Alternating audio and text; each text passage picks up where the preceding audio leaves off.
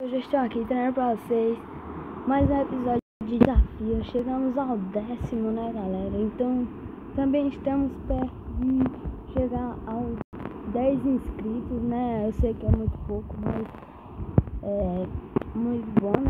10 inscritos. Então já vou deixando o celular aí. Desculpa se estiver travando, então já vamos começar. Vamos aqui, não usar a internet, não quebrar blocos. Qual é a força de uma espada de madeira?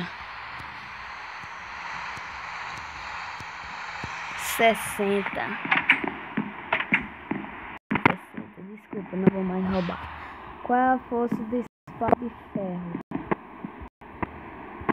122, eu acho. É não, velho. Puxa.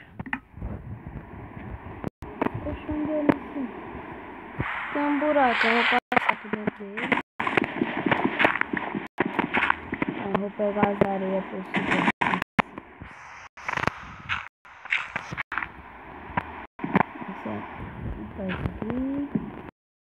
Esse é sempre a primeira.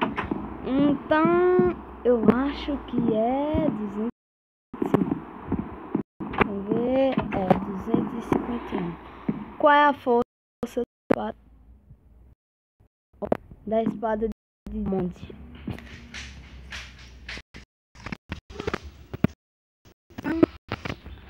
Aqui a força da espada de diamante, eu acho que é aqui mesmo. Qual é o grupo que criou o Minecraft? Mojang. Qual é o dono atualmente do Minecraft?